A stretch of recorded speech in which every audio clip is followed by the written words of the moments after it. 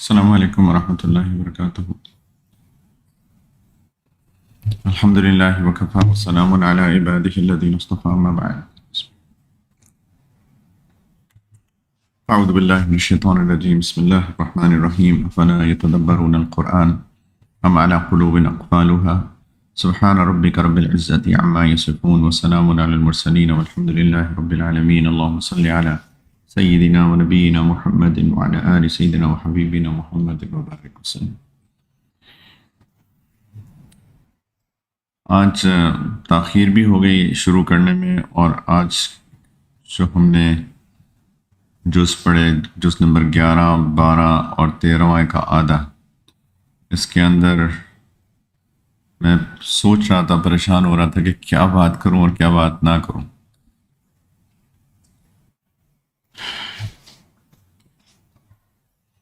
خیر، کچھ چیدہ آیات سورۃ توبہ ختم ہوئی ہے، اس کی آیت نمبر 103 میں، یار یہ بند کر دیں،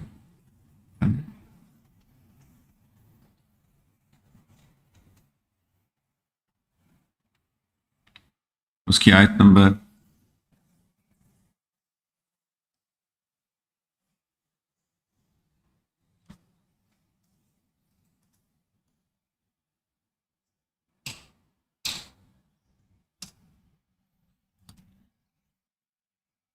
اس کی آیت نمبر 103 میں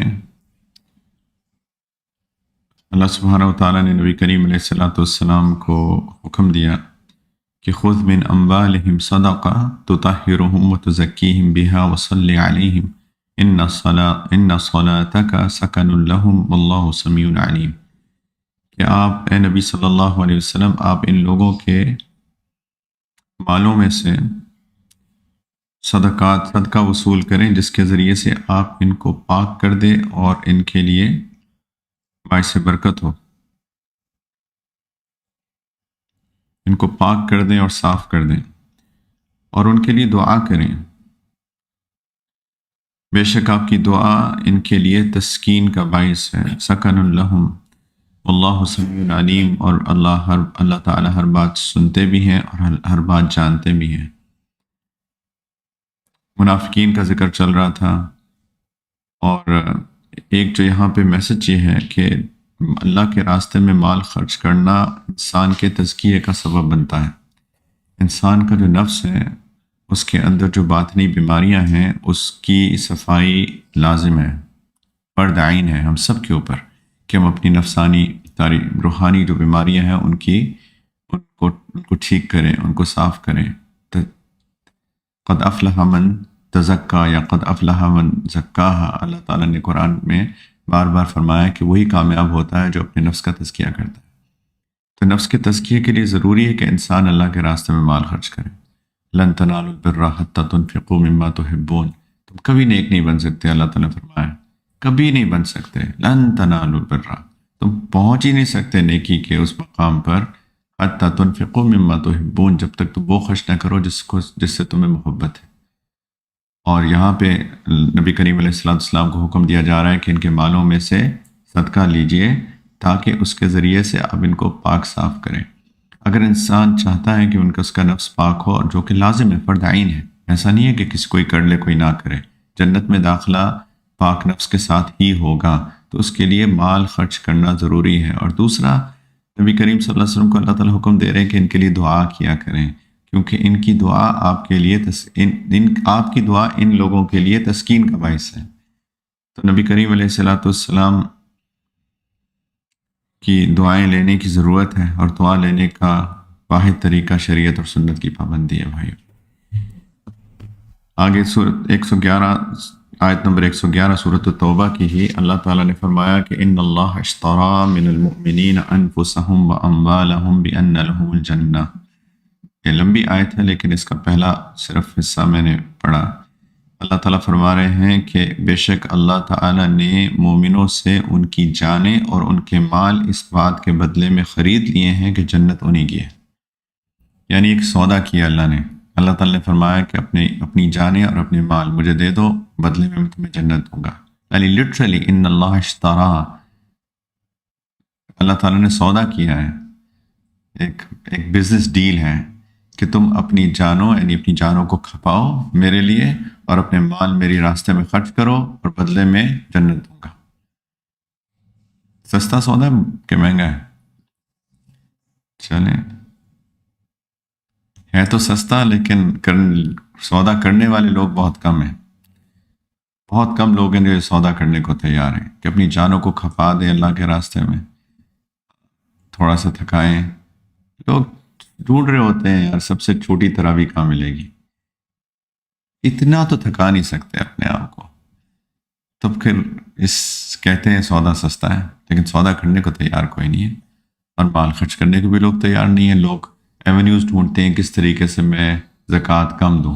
استغفر اللہ، سودا واقعی سستا ہے، جنت ہے نا، کیونکہ بدلے میں جنت تو بہت مہنگی ہے۔ اگر کوئی کہے کہ جی آپ کو لیمبرگینی جو ہے وہ 2 لاکھ درہم کی ملے گی، کیا کہیں گے؟ سستا ہے مہنگا ہے؟ مجھے نہیں پتا کتنی کی آتی ہے ویسے، سستا ہے مہنگا ہے؟ کیوں؟ گاڑیوں کے شوق والے لوگ، سستا ہے نا، لیکن 2 لاکھ کون نکالے؟ ہے سستا؟ جنت ہے، جنت کی تو کوئی ایک تو ایک انمول چیز ہے، اس کی کوئی قیمت ہے ہی نہیں۔ اللہ کہہ رہے بس اپنی جانوں کو کھپاؤ اور اپنے مال خرچ کرو، بدلے میں جنت دوں گا، میں نے سودا کیا تم سے مومنین سے۔ تو واقعی سستا ہے، لیکن کوئی کرنے والا ہو تو صحیح سودا اللہ کے ساتھ۔ آگے 119 نمبر آیت میں اللہ تعالیٰ نے اس کا ایک بیک گراؤنڈ چل رہا ہے، اکثر لوگ اس کا بیک گراؤنڈ کے ساتھ یہ نہیں پڑھتے۔ یہ آیت مبارکہ تو اکثر لوگوں کو پتہ ہوتی ہے لیکن اس کا بیک گراؤنڈ نہیں پتہ۔ غزوہ تبوک میں 3 صحابہ، لمبا قصہ ہے میں نہیں جاؤں گا، وقت ہی نہیں ہے، لیکن 3 صحابہ نہیں جا سکے، اور جبکہ نبی کریم علیہ السلام نے حکم دیا تھا سارے لوگ نکلے غزوہ تبوک کے لیے، کوئی چوائس نہیں ہے۔ جو پیچھے رہ گئے تھے مدینہ منورہ میں وہ یا منافق تھے اور 3 صحابہ تھے۔ تو ان 3 صحابہ کے اوپر سخت آزمائش آ گئی اللہ کی طرف سے، اور یہ نہیں کہ وہ جانا چاہتے نہیں تھے، ان کے پاس بس، میں نے کہا کہ لمبا قصہ ہے، لیکن چاہتے تھے لیکن نہیں جا پائے، سخت آزمائش آ گئی بہت شدید۔ اور یہ سورۃ توبہ کے اندر انہی کا ذکر ہے، کیونکہ ایسے لگتا تو ان کو کہ زمین تنگ ہو گئی ہمارے اوپر، اور بالآخر خیر انہوں نے توبہ کی، اللہ نے توبہ قبول کی، اور اس کے فوراً بعد اللہ تعالیٰ نے آیت مبارکہ نازل کی کہ یا ایھا الذین آمنوا اتقوا اللہ وکونوا مع الصادقین، اے ایمان والو تقوی اختیار کرو، اللہ کا تقوی اختیار کرو اور سچے لوگوں کے ساتھ رہو، سچے لوگوں کے ساتھ رہا کرو، صادقین کے ساتھ، سچوں کے ساتھ، نیکوں کے ساتھ جڑ جاؤ، کونوا مع الصادقین۔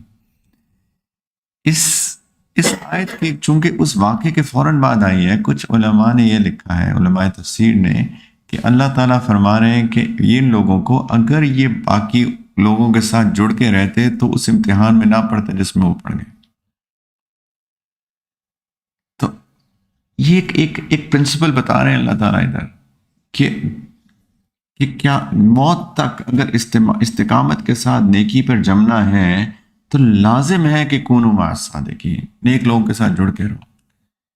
یہ لوگ جو آپشنل سمجھتے ہیں نا اس کو، کبھی آ گئے کبھی نہیں آئے، وقت ملا تو چلو ٹہلتے ٹہلتے کہیں کسی محفل میں بیٹھ گئے، نہیں ورنہ تو اپنی ایک دنیا میں رہتے ہیں، یہ بہت خطرناک ہے۔ ہم سب کی ضرورت ہے، میری بھی آپ کی بھی، ہم سب کی ضرورت ہے کہ ہم جڑ کے رہیں اور نیکی میں ایک دوسرے کو ترغیب دیں، تعاونوا علی البر والتقوی کریں، ترغیب دیا کریں ایک دوسرے کو یاد دہانی کریں، وتواصوا بالحق وتواصوا بالصبر کریں۔ یہ لازم ہے ہماری استقامت کے لیے، ورنہ جیسے ہم بار بار اس چیز کا مذاکرہ کر رہے ہیں، شیطان اور شیطانی قوتیں پیچھے پڑی ہوئی ہیں ہمارے کہ کس طریقے سے ہمیں تباہ کریں اور ہمارے ایمان پہ ڈاکہ ڈالیں۔ تو لازم ہے اے ایمان والو اتقوا اللہ، تقوی اختیار کرو۔ کیسے ملے گا تقوی؟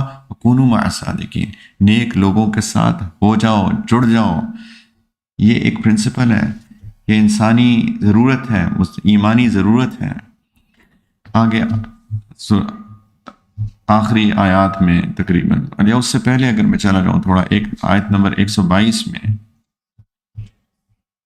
اللہ تعالیٰ نے فرمایا کہ وَمَا كَانَ الْمُؤْمِنُونَ لِيَنْفِرُوا كَافَّةً، کہ مسلمانوں کے لیے مناسب نہیں ہے کہ وہ کہ سارے لڑائی میں چلے جائیں.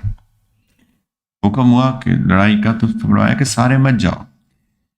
فلولا نفر من كل فرقة منهم طائفة ليتفقهوا في الدين ولينذروا قومهم إذا رجعوا إليهم لعلهم يحذرون. لہذا ایسا کیوں نہ ہو کہ ان کی ہر بڑی جماعت میں سے ایک گروہ تو نکلے لڑائی کے لیے،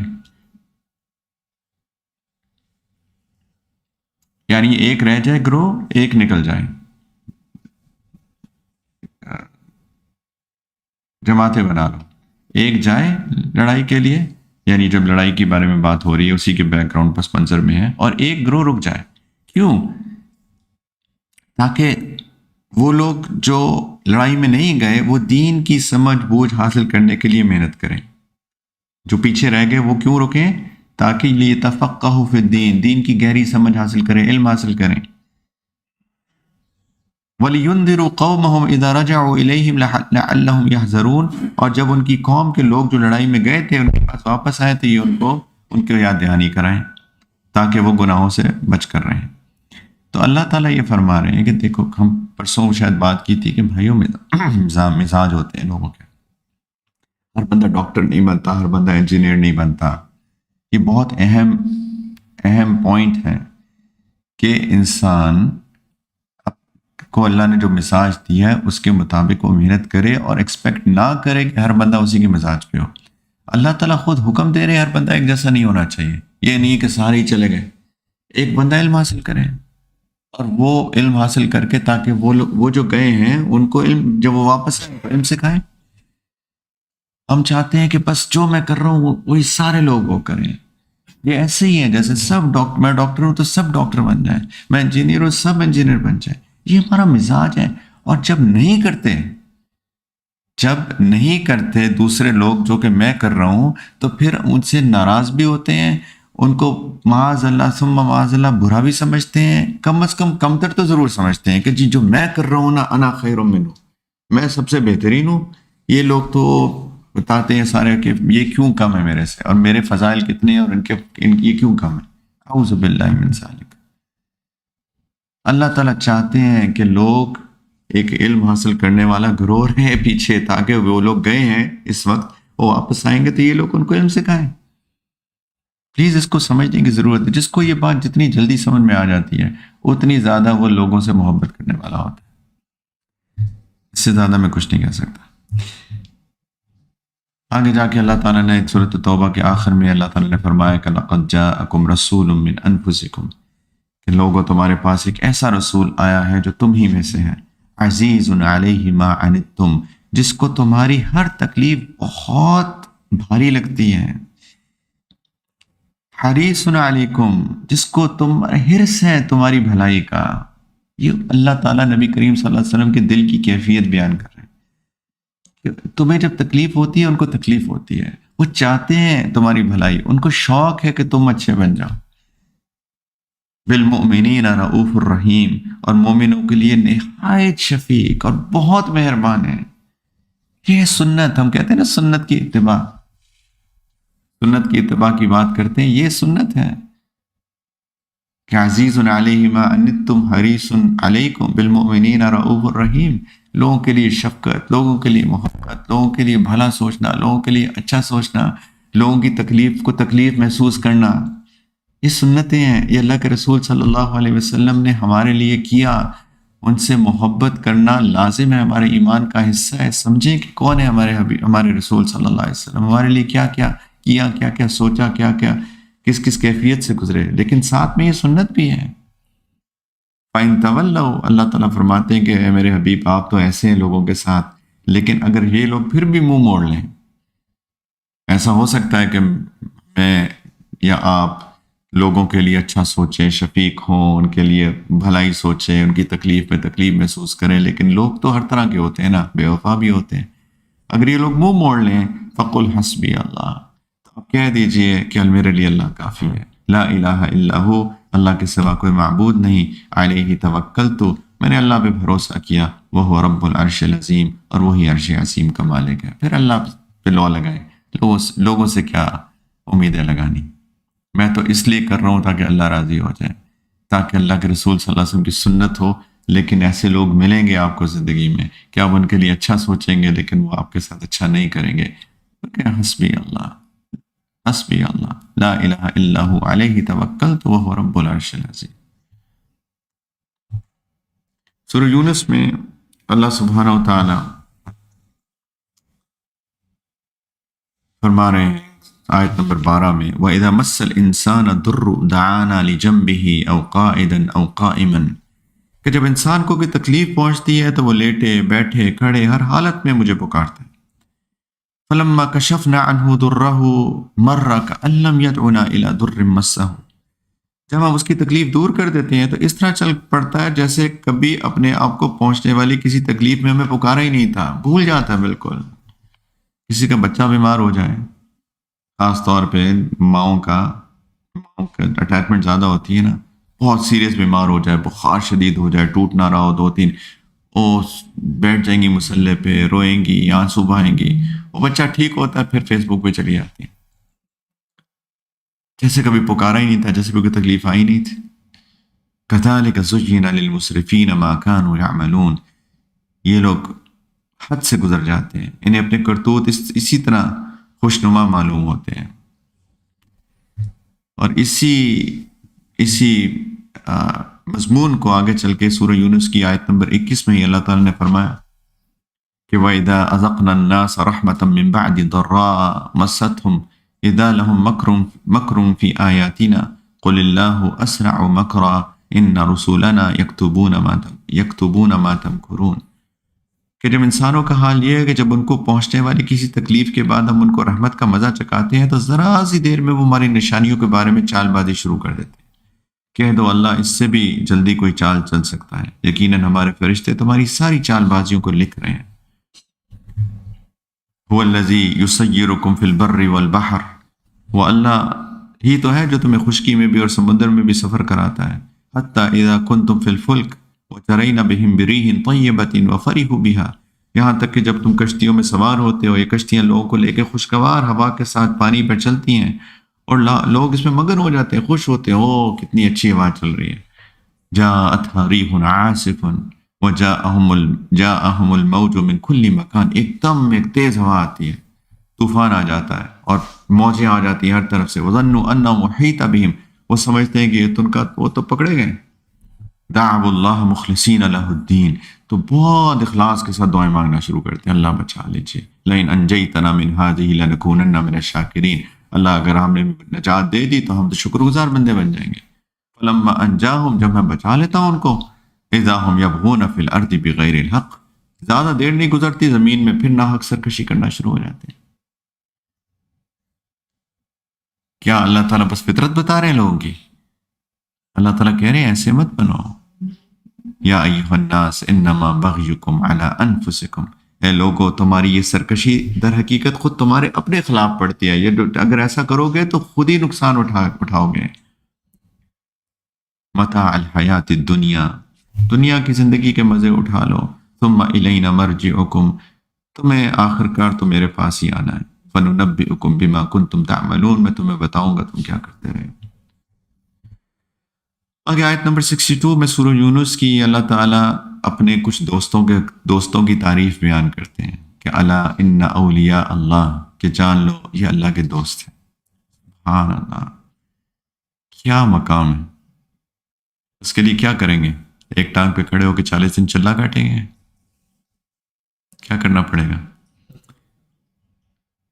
لا خوف علیہم ولا هم یحزنون، نہ ان کو کوئی خوف نہ ان کو کوئی غم. کیا مقام ہے. جیسے میں نے کہا یہ کون ہے؟ الذین آمنوا وکانوا یتقون، یہ وہ لوگ ہیں جو ایمان لاتے ہیں اور تقوی اختیار کرتے ہیں. تقوی کیا ہوتا ہے؟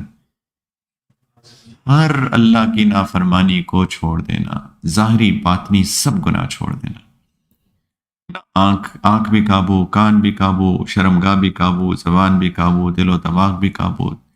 حسد بھی نہیں، تکبر بھی نہیں، کینہ بھی نہیں، بغض بھی نہیں، دنیا کی بیجا محبت بھی نہیں، تنگ دلی بھی نہیں. بالکل سارے گناہ جو انسان چھوڑ دیتا ہے نا، وہ ہے متقی انسان. اور ایمان اللہ کے لیے کرے گا انشاءاللہ، تو ایمان بھی ہے. یہ ہے اللہ کے دوست.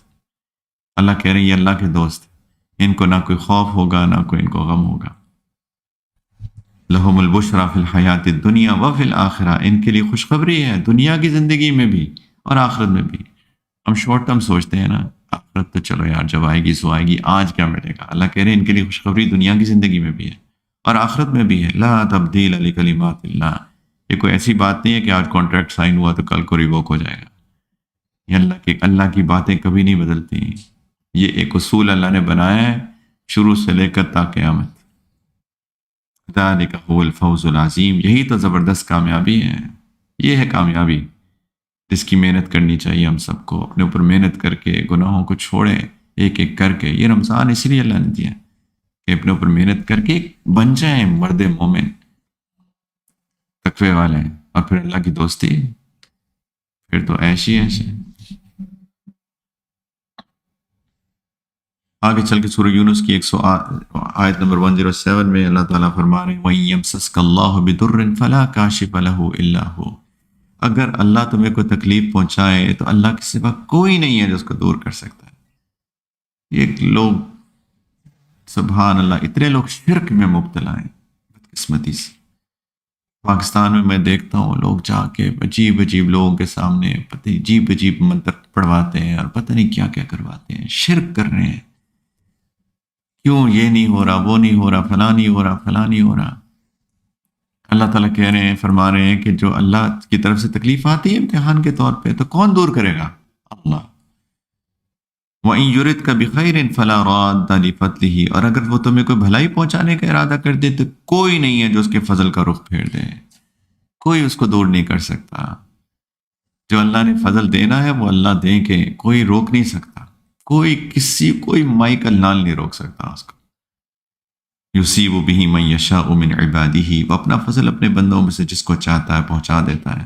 وہو الغفور الرحیم، بہت مغفرت کرنے والا اور رحم کرنے والا ہے. آگے سورہ ہود ہے. ہود کی قصے ہیں انبیاء کے، اور بہت سارے قصے اللہ تعالیٰ نے بیان کیے ہیں ایک کے بعد دیگرے. اس میں ایک قصہ سیدنا لوط علیہ الصلوۃ والسلام کی قوم کا بھی ہے جو ہم جنس پرستی کے اندر مبتلا تھے، ہوموسیکشوالٹی کے اندر.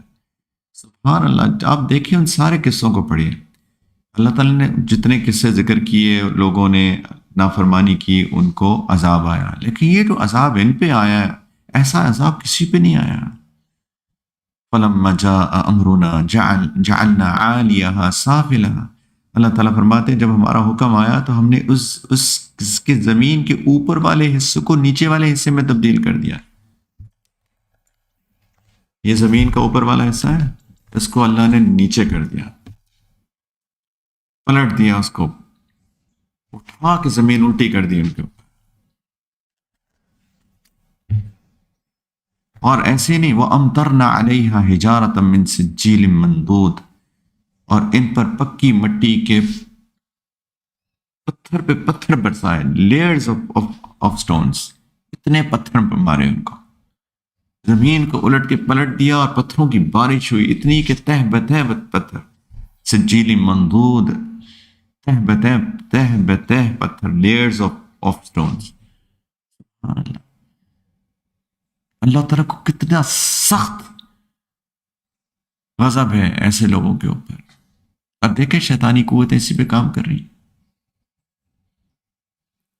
شیطان ہے نا، کہتا میں مردود ہوا تو سارے مردود ہو جائے.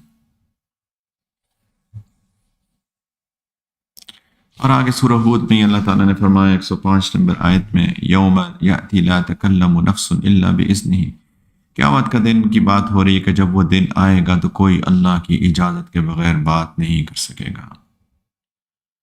فمنہم شقی و سعید، ان میں سے کچھ شقی ہوں گے، کچھ سعید ہوں گے، کچھ بدبخت لوگ ہوں گے، کچھ سعادت مند ہوں گے، خوشحال ہوں گے. فاما الذین شقوا ففی النار لہم فیہا زفیر و شہیق، جو شقی ہوں گے، بدبخت ہوں گے، بدحال ہوں گے، وہ دوزخ میں ہوں گے جہاں ان کی چیخنے چلانے کی آوازیں آئیں گی. خالدین فیہا ما دامت السماوات والارض الا ما شاء ربک، اس میں ہمیشہ ہمیشہ رہیں گے جب تک آسمان اور زمین قائم ہے، الا یہ کہ تمہارے رب کو کچھ اور منظور ہو. ان ربک فعال لما یرید، تمہارا رب جو ارادہ کر لے پھر اس پہ عمل کرتا ہے. اللہ محفوظ رکھے. لیکن وَأَمَّا الَّذِينَ سُعِدُوا، جو سعادت مند لوگ ہیں، فَفِي الْجَنَّةِ خَالِدِينَ فِيهَا مَا دَامَتِ السَّمَاوَاتُ وَالْأَرْضُ إِلَّا مَا شَاءَ رَبُّكَ، وہ جنت میں ہوں گے اور ہمیشہ ہمیشہ رہیں گے جب تک آسمان اور زمین قائم ہے، الا یہ کہ تمہارے رب کو کچھ اور منظور ہو۔ عطاء غیر مجذوذ، یہ ایک ایسی عطا ہوگی جو کبھی ختم نہیں ہوگی۔ ہماری چوائس ہے ہم کس گروہ میں شامل ہونا چاہتے ہیں، شقی میں کہ سعید میں۔ آگے اللہ تعالیٰ نے 114 نمبر آیت میں فرمایا وَأَقِمِ الصَّلَاةَ طَرَفَيِ النَّهَارِ وَزُلَفًا مِّنَ اللَّيْلِ، کہ اے نبی صلی اللہ علیہ وسلم حکم دے رہے ہیں ان کو اور پھر ان کی وساطت سے ہم کو کہ دن کے دونوں سروں پر حصوں، دونوں کناروں پر اور رات کے کچھ حصوں میں نماز قائم کرو۔ ان الحسنات یذہبن السیئات، یقیناً نیکیاں برائیوں کو مٹا دیتی ہیں۔ ذالک ذکریٰ للذاکرین، یہ نصیحت ہے ان لوگوں کے لیے جو نصیحت مانی۔ یہ ایک اللہ نے اصول بنایا ہے۔ دیکھیں دو چیزیں ہیں، کوئی غلطی ہوتی ہے نا، ایک توبہ کریں، ایک توبہ کریں، توبہ سے اللہ تعالیٰ معاف کر دیتے ہیں، اور دوسرا نیکیاں کریں۔ گناہوں کے اثرات ہوتے ہیں، ہر گناہ کا ایک اثر ہوتا ہے، بد نظری کا ایک اثر ہوتا ہے، بد زبانی کا ایک اثر ہوتا ہے، شرمگاہ کے غلط استعمال کا ایک اثر ہوتا ہے، انسان کے اثر ہوتا ہے۔ اس اثر کو مٹانے کے لیے نبی کریم صلی اللہ علیہ وسلم نے فرمایا کہ اتبع السیئۃ الحسنۃ تمحوها، کہ برائی کے پیچھے نیکی کرو، وہ اس کے اثر کو مٹا دے گی، وہ اس کے اثر کو مٹا دیتی ہے۔ تو اثرات بھی مٹانے ہیں، دلوں پہ جو ایک نحوست چھا جاتی ہے برائیوں سے، اس نحوست کو مٹانے کے لیے نیکیاں کرو۔ ان الحسنات یذہبن السیئات، نیکیاں برائیوں کو مٹا دیتی ہیں۔ وقت بہت ہو گیا، اور اس کے بعد سورہ یوسف ہے، اور سورہ یوسف جو ہے پوری کی پوری نصیحت۔ تو میں نے سوچا سورہ یوسف کھلی ہے میرے سامنے، لیکن سبحان اللہ اس پہ اگر بات کرنا شروع کریں گے تو فجر ہو جائے گی، اور میں کسی کو کسی امتحان میں نہیں ڈالنا چاہتا۔ نہیں یار، کرنے کا دل تو چاہ رہا ہے۔ سورہ یوسف کے بعد سورہ رعد ہم نے شروع کی تھی۔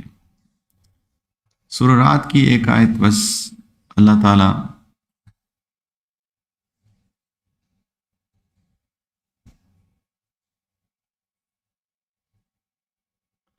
نے فرمایا سورۃ الرعد کی آیت نمبر 11 میں کہ لہو معقبات من بین یدیہ ومن خلفہ یحفظونہ من امر اللہ،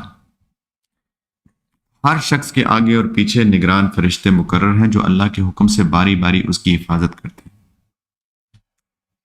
اللہ تعالیٰ نے ہم سب کی حفاظت کے لیے فرشتے مقرر کیے ہوئے ہیں، ہم سب کے ارد گرد فرشتے ہیں جو باری باری اپنے یعنی ان کی ڈیوٹیز لگی ہوئی ہیں حفاظت کے۔ ایک تو فرشتے ہیں نا کرامن کاتبین، جو لکھنے والے فرشتے ہیں، جو ہمارے اعمال لکھ رہے ہیں ہر وقت۔ یہ وہ بات نہیں، وہ نہیں ہے، یہ حفاظت کے فرشتے ہیں، یحفظونہ من امر اللہ۔ جو بلائیں نازل ہو رہی ہیں، جو شیاطین حملے کر رہے ہیں، ان سب سے حفاظت کر رہے ہیں فرشتے ہمارے۔ یہ فرشتے ہم خود اپنے سے دور کر دیتے ہیں، یہ ہمارے سیکیورٹی گارڈز ہیں، باڈی گارڈز ہیں، ہمارے اسپرچل گارڈز ہیں ایکچولی۔ یہ ہم خود دور کر دیتے ہیں۔ پتہ کیسے دور ہوتے ہیں؟ کس طرح ہوتے ہیں؟ گناہوں سے۔ دلیل حدیث مبارکہ، نبی کریم صلی اللہ علیہ وسلم نے فرمایا کہ جب کوئی جھوٹ بولتا ہے، زبان سے جھوٹ بولتا ہے، اس کے منہ سے اتنی سخت بدبو آتی ہے کہ یہ جو حفاظت کا فرشتے ہیں یہ اس سے 1 میل دور چلے جاتے ہیں۔ ترمذی کی روایت، اس سے 1 میل دور چلے جاتے ہیں، برداشت نہیں کر پاتے، کیونکہ فرشتے بہت لطیف مخلوق ہیں، ان کو صفائی اچھی لگتی ہے، ان کو خوشبو اچھی لگتی ہے۔ اسی لیے نبی کریم صلی اللہ علیہ وسلم نے فرمایا کہ مسجد میں کچا پیاز لہسن وغیرہ مت کھا کے جایا کرو، کیونکہ جس لوگوں کو بھی تکلیف ہوتی ہے فرشتوں کو بھی تکلیف ہوتی ہے، ان کو یہ بدبو اچھی نہیں لگتی۔ اور جو گناہوں کی بدبو ہے، سخت بدبو، وہ فرشتے اس کو برداشت نہیں کر پاتے۔ شیاطین کو بدبو اچھی لگتی ہے، گندگی پسند ہے، اسی لیے باتھ روم کے اندر دعا ہے اللہم انی اعوذ بک من الخبث والخبائث، کہ اللہ یہ جو یہاں پہ جنات ہیں، برے جنات، جنات تو اچھے بھی ہوتے ہیں، جو برے جنات ہیں، شیاطین جو ہیں، ان مرد اور عورتیں، ان سے میں آپ کی حفاظت چاہتا ہوں. یہ دعا ہے باتھ روم میں جانے سے پہلے. کیوں؟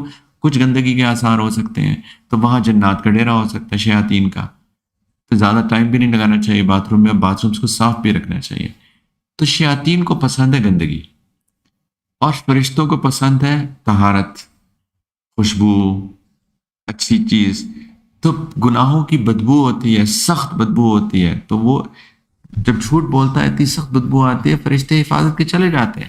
تو جو بندہ گناہوں میں مبتلا ہے، آنکھوں کا گناہ، زبان کا گناہ، کان کا گناہ، یا کوئی بھی اور گناہ، اس میں سے اتنی سخت بدبو آتی ہے کہ حفاظت کے فرشتے چلے جاتے ہیں، اور پھر انسان کے اوپر بلائیں اور مصیبتیں نازل ہوتی ہیں. ایک نظام چل رہا ہے. اور آگے فوراً بعد اللہ تعالیٰ نے کیا فرمایا؟ ان اللہ لا یغیر ما بقوم حتی یغیروا ما بانفسہم، کہ اللہ کسی قوم کی حالت اس وقت تک نہیں بدلتے جب تک وہ خود اپنی حالات میں تبدیلی نہ لے آئے. اس کا ایک عام مطلب تو یہ لوگ سمجھتے ہیں کہ جی یہ اسباب کی دنیا ہے، جب میں محنت کروں گا تو اللہ کی مدد آئے گی اور پھر حالات بدل جائیں گے. یہ بھی ایک مطلب اس کا ہو سکتا ہے. لیکن علماء نے یہ بھی لکھا ہے اس کے اوپر کہ اللہ تعالیٰ فرما رہے سب ٹھیک ہے جب تم خود گناہ کرتے ہو. اللہ نے تو حفاظت کے فرشتے رکھے ہوئے ہیں. جب انسان گناہوں میں پڑتا ہے، وہ خود اس کی اپنی حالت بدلی، تو پھر اس پہ حفاظت کے فرشتے دور چلے گئے. اب اس پہ بلائیں مصیبتیں نازل آ رہی ہیں، تو اللہ تعالیٰ نہیں بدل رہے. اللہ کسی کی بھی حالت نہیں بدلتے جب تک انسان اپنی حالت خود نہیں بدل لیتا. اس نے خود اپنی حالت بدلی ہے. وہ جو بلائیں مصیبتیں اس نے اپنے اوپر لے کے آیا، اس نے خود اس کا ذمہ دار ہے.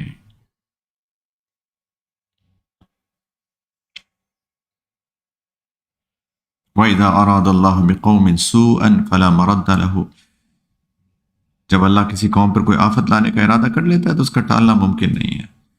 وَمَا لَهُم مِّن دُونِهِ مِن وَالٍ، اور ایسے لوگوں کا خود اس کے سوا کوئی رکھوالا نہیں ہو سکتا. اللہ ہی مدد کر سکتے ہیں، وہی ہے اللہ مدد کرنے والے. تو خیر بیچ میں سورہ یوسف رہ گئی. تو سورہ یوسف تو جیسے میں نے کہا، اللہ تعالیٰ نے اس کو احسن القصص کہا ہے، بہترین قصہ، سب قصوں کا بہترین قصہ. اتنے نصیحتیں ہیں، پورا قرآن ہی نصیحتیں، لیکن بات کرنے کے اعتبار سے وہ تو پوری صورت ہی ایک، اس میں بہت چیدہ پوائنٹس ہیں. انشاءاللہ اللہ نے توفیق دی تو پھر کسی دن کریں گے. آج بہت وقت ہو گیا، کل صبح ورکنگ ڈے بھی ہے. تو انشاءاللہ تعالیٰ اللہ تعالیٰ ہم سب کو قرآن کو سمجھنے کی اور اپنی زندگیوں میں لانے کی توفیق عطا فرمائے. وآخر دعوانا ان الحمدللہ رب العالمین. سبحان اللہ وبحمدہ، سبحانک اللہم وبحمدک، اشہد ان لا الہ الا انت، استغفرک واتوب الیک. السلام علیکم.